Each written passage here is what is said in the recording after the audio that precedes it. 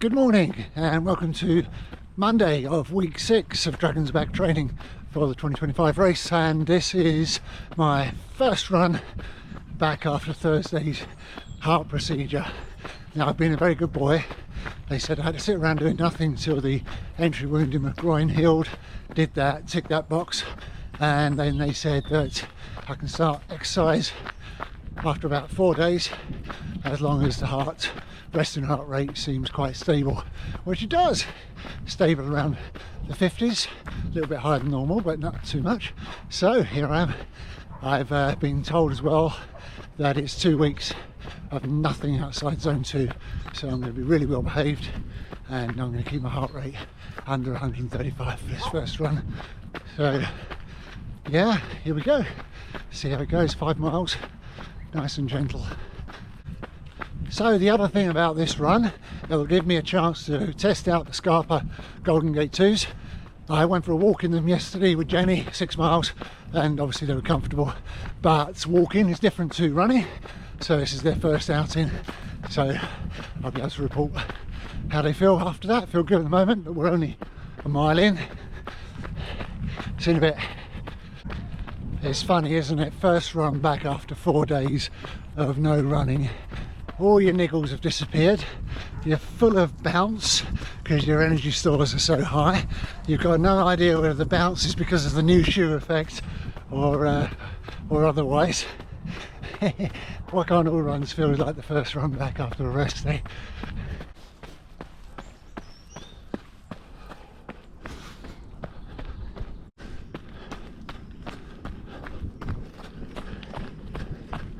Now I'm in a bit of an odd situation because I've started Monday and I've got no training plan for this week. So what to do, man?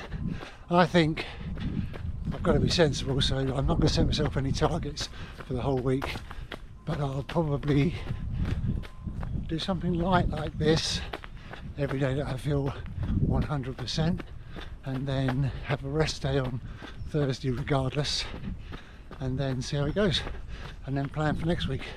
I'm quite enjoying having no plan for 1 week anyway, especially as I can't work at the moment until about Wednesday or Thursday because I can't do any heavy lifting.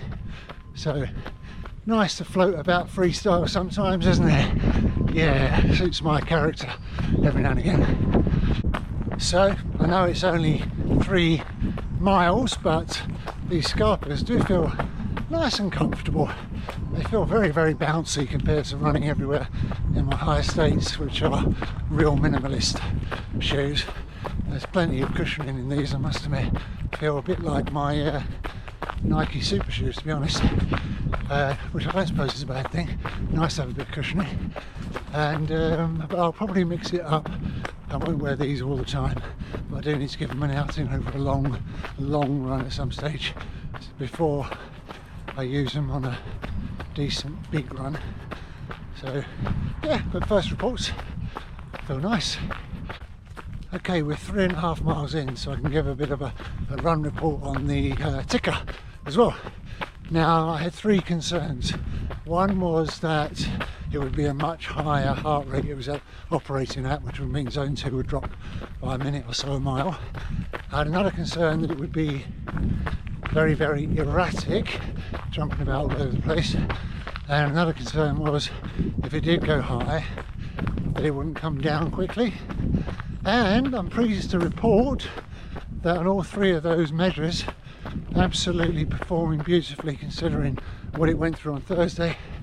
So I haven't pretty much gone above 135 beats a minute, which is comfortably inside my zone 2 based on heart rate range, and I'm still ticking along around about 10-minute miling. And when I did get up to closer to 140 and needed to bring it down, pretty much came straight down without walking, just taking the edge off the running again.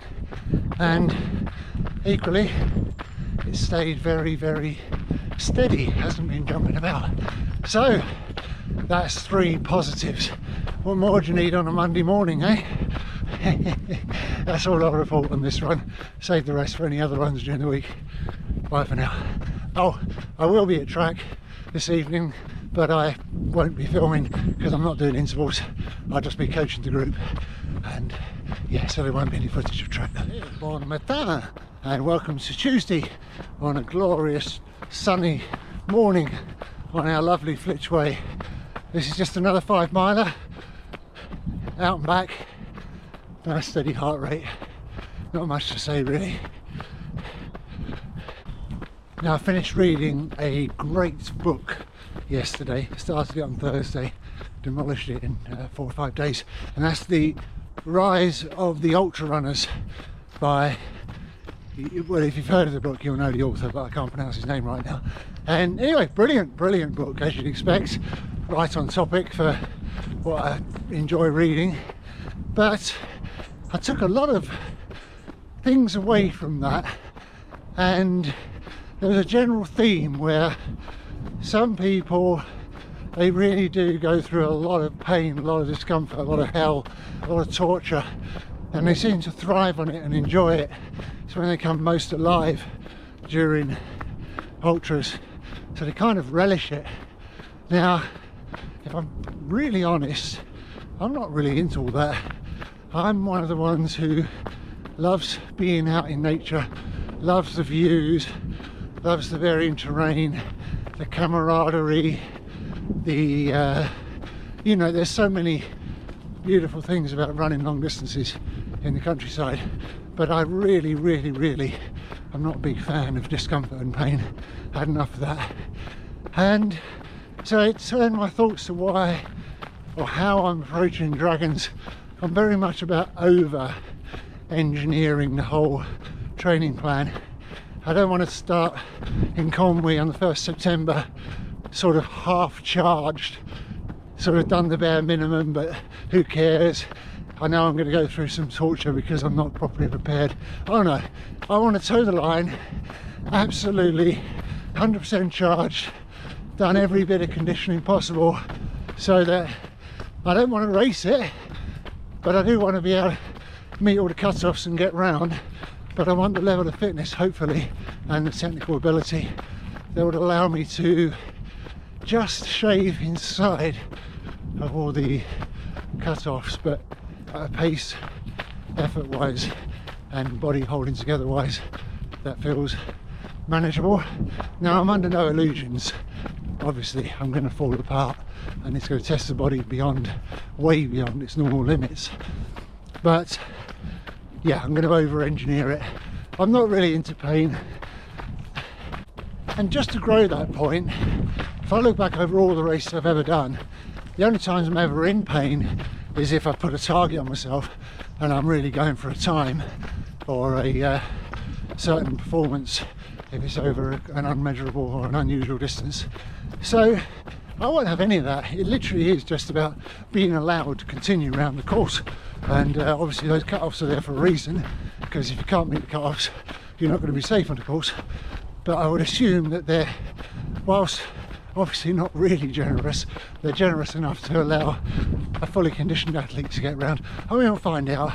When I start to recce the legs, I'll get a feel better for the pace and the type of conditioning and technical skills you're going to need. But this is all waffle right now, isn't it? From a man who ain't got a clue. Laughable, really. But anyway, that's the stories I'm telling myself in my mind. It still is only October. It's scary that about 5 weeks have gone already, 6 weeks nearly. I mean, gosh, that is getting on for well over 10%, 12%, and I haven't done any elevation yet. And the most I've achieved in a week is 1,000 feet, and that's over 50 miles. Gosh. Anyway, the other thing that came out in the book, which was quite interesting, you know, last week I was talking about Max King, the winner of this year's Dragon's Back, who did a steeplechase as well that year. Well, it turns out somebody did a bit of a study when they were trying to understand why there's no Kenyans and Ethiopians in these ultra races, and that's another story altogether. Read the book for that. But the study also found that so many ultra runners were steeplechase runners in their youth. And what I was saying on the last video was that it kind of lends itself to more technical, strength-based endurance activities, because steeplechase is so technical and requiring a lot of strength. to jump the barriers and jump the water barrier. So yeah, I found that interesting as well. Oh, look, I've disappeared in the forest. Anyway, won't waffle on too much on these runs, making them a bit too long for even these ultra-minded people to watch, I think. So that's all for now. See you on the next one, which I don't know when it'll be. Haha! I said it was going to be 5 miles, didn't I? And that was my intention. Turns out I'm going to have to do 6 because, talking to the camera, I missed the 2.5 mile turnaround.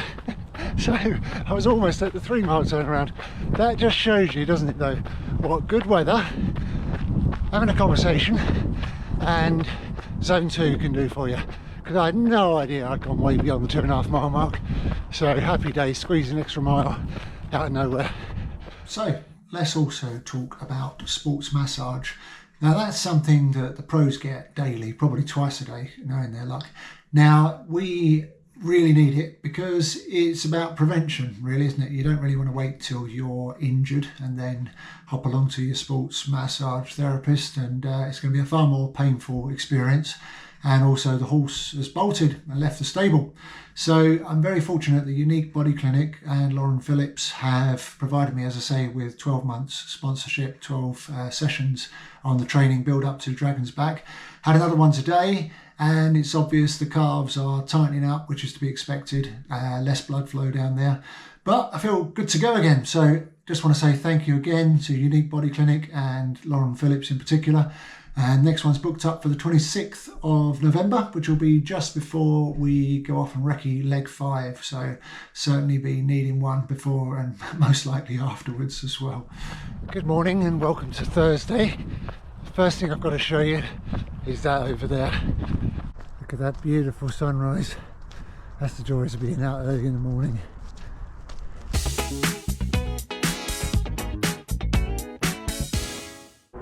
So yes, a proper good morning now. Got to walk little hill, heart rate got near 140, so we'll let that settle down for a little while. So I didn't train yesterday on Wednesday, first day back at work, so I thought I'd have a run rest day while I'm having my semi build back week. And what else was I going to say? Yeah, so yeah, it meant I can do a 10 this morning, nice and easy. Wait till the sun came up, as you just saw. Don't love the head torch running that much, so it'll put me a little bit later starting my day, but the clocks haven't gone back yet, so we'll have daylight till about 5:30. So it's all good. So on this run, I've got a couple of new experiments going on. First of all, let's talk about footwear. This isn't the new thing, but I think I bought a size too big for the Scarpas. Bought an 11, I'm normally a 10.5, but I thought with trail shoes, sometimes you like to wear thick socks, but I think I over-egged it a bit. Too late to send them back now, but they're fine with thick socks on. But today, let's talk about socks. I've never experimented with what I call the finger toe socks. I'll put a picture up. They're yeah, unusual looking things, but I've read a lot, as you do when you're building up to new things. Seems to be the way to go if you want to stop your toes blistering, so thought I might start experimenting with them. These are a pair of Hilly, although I think everybody's recommended is it the GGGG or I don't know, something like that, if these don't work. So we'll see how we go with those. And the other thing that's new today, oh blimey, look at that, heart rate just jumped, 152. That's zone 3. Must have climbed a hill without knowing it. Yeah, I felt a bit out of breath. You see, it's funny how you can gauge it, because I just suddenly felt to talk there was a little bit stretched. So we'll let that go down. 144 already. Yeah, so the other new thing in here is tailwind. In here is normal water.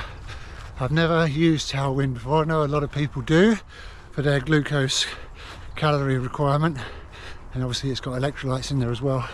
So it's really, I don't need it on an hour-and-a-half run, but it's just to see how my body adapts to it, see if it likes it, see if it enjoys the flavour. I'm sure with anything though, you'll get bored with it and fed up with it after a while, but at the moment it sounds wrong sense, tastes Not too bad. Orange flavour. Now the other thing I'm not going to do on Dragon's Back, see these long straws, oh we've got to go right here, you see these long straws, they are really annoying. Every time I run it's like having a boxing match with them, and I can't put them anywhere, so no reason to have the long straws in. I'll put the shorter ones in future. Not that I use these front bladders very often, I normally use the one in the back, but I'm not out for long today and I only wanted to test the tailwind, so I thought I'd use the front bladders. Anyway, heart rate's down to, whoa, look at that, 103. That was quick, so I better get on with it again. Okay, last thing to talk about on this run is visualizations and intentions. Sounds all very new agey, doesn't it? But there's a lot of truth in this. So, intentions first of all. On Tuesday's run, just got to keep an eye on the heart rate. On Tuesday's run, I spoke a bit about how I can see myself in my mind's eye, getting around, beating the checkpoints, completing 6 days, giving my mind that task, and then it should help me along easily with the training, technical training, to achieve such, because I've told the mind that's what I want to do.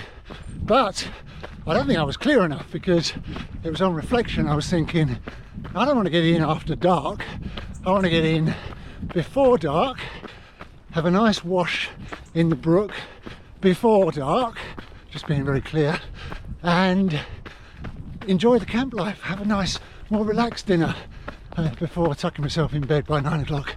So let's just be clearer with that intention, not just scrape inside the checkpoints.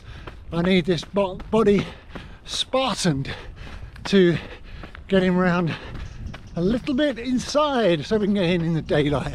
That would be very nice. Thank you very much. Thank you very much. I'm prepared to turn up and put the work in. Just give me some guidance. Anyway, the other thing is visualizations. Now, at the moment, I'm going to be brutally honest. Vjog, Trefan, probably in a few of the peaks I don't even know about yet, do scare the willies out of me for 2 reasons. I'm not great with heights, and my balance is appalling because I damaged my hearing in my gardening job, and obviously that affects balance. Plus I haven't trained the core muscles for balance, so I visualize myself going across Vjog, because I've seen enough pictures of it. I can make a proper visualization really comfortably, really confidently, really strong. I visualize myself on scrambles going up with powerful quads, good balance, and I do all this just before I drift off to sleep, because that's the best time to visualize these sort of things. And again, what it does, I've read somewhere that the mind doesn't know the difference between an imagined clear picture and reality. So the more you keep imagining these things with full, vibrant colour, clarity, the more the mind thinks it's already happened, or it's a happening event, or it's something you're very capable of. So best time to do it though is just as you're drifting off to sleep. Hold that image until you fall asleep, then it's a good one.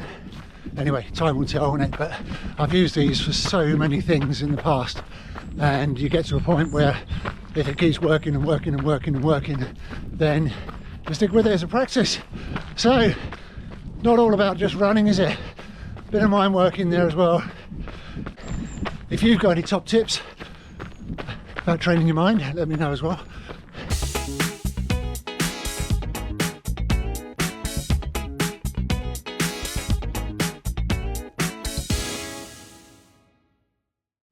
Yeah, having to do quite a lot of walking on this one, bring the heart rate back down again. I think it's to be expected. This is the first longer, hillier run I've done since last Thursday, and I don't mind a bit of walking, but then when I get the mile split, even with walking, it comes out around 10:02. So I think what's going on is the scarpers are scarpering, doing what they said on the tin. They're so lightweight, it's ridiculously lightweight for a trail shoe, I've never known one like it, that I think what happens is I skip along a little bit too fast, and then yeah, So we'll get used to slowing down even more in these, I think. Nice problem to have though.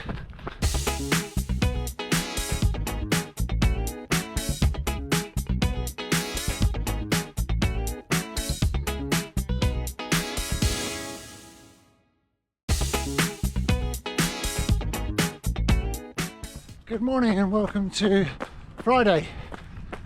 Not much to say on this run other than glad I took a load of footage yesterday in the sunshine, because this morning is weak. So just getting it done. 5 miles, nice and easy. You know the score. See you later.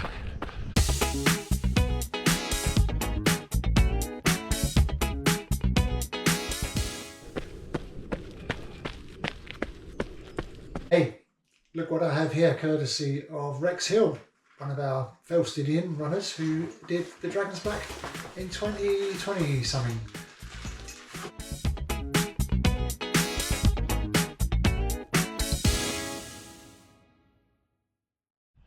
Good afternoon, welcome to Saturday. This is a run of indeterminable amount of distance. It's one of those ones where Jenny's gone away for the afternoon, see her friends, so I've got no things I need to be around for. So trainers on, let's just see how I feel, see where I fancy going. Haven't even got a route planned, just going to go all over the place really. So yeah, that's what running's all about sometimes, isn't it? Freestyling.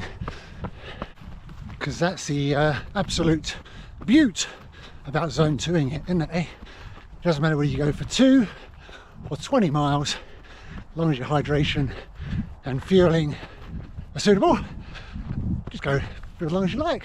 I don't think this is going to be a 20 though, but it will be 1 2. Let's see where it goes.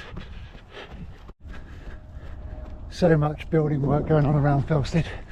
I'm going to be one of those people that in his 70s will be, this was all fields once upon a time.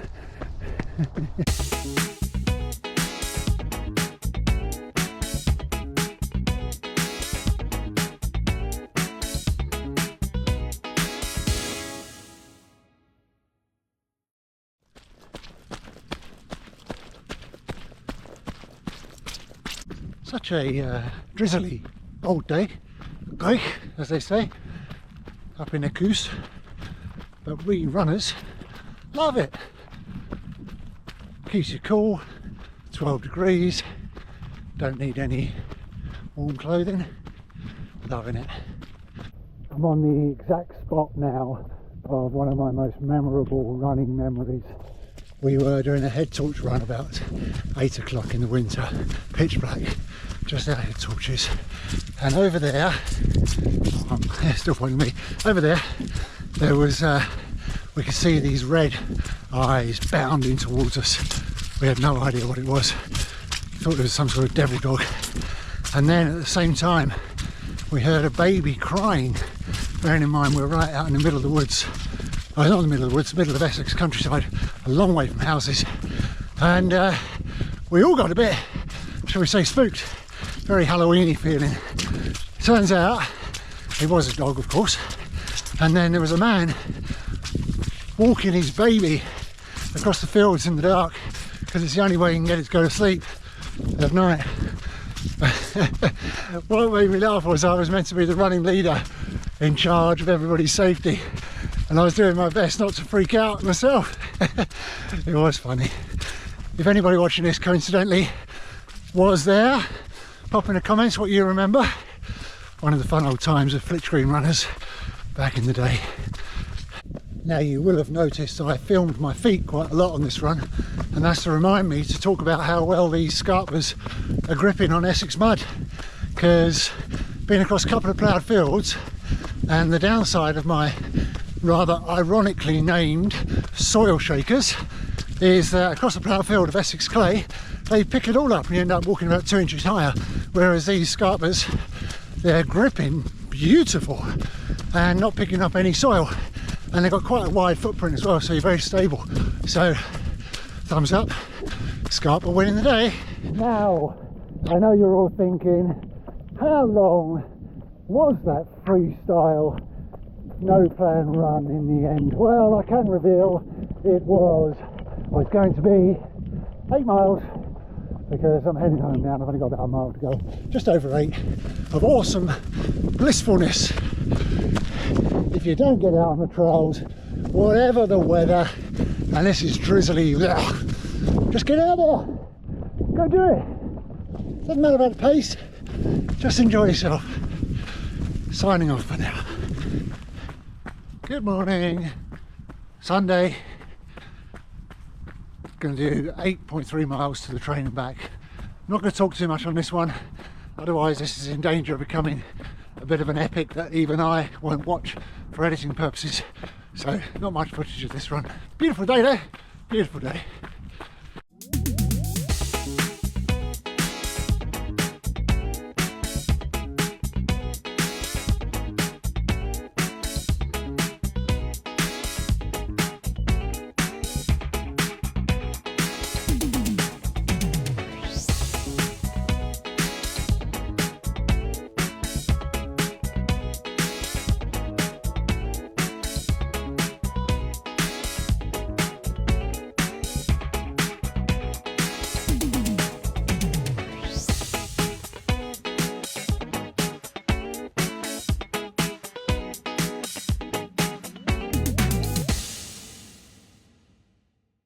Now you'll have seen on that last clip that I've set a little alarm for my watch when it goes over 142 beats a minute. Saves looking at it all the time. I've got it quite tight on my wrist so I can feel it vibrating, and that's the first time it's gone off. 3.5 miles in, because I'm going up the smallest of inclines over this bridge. But without that I'd probably not noticed until I got to the top. So handy little tools.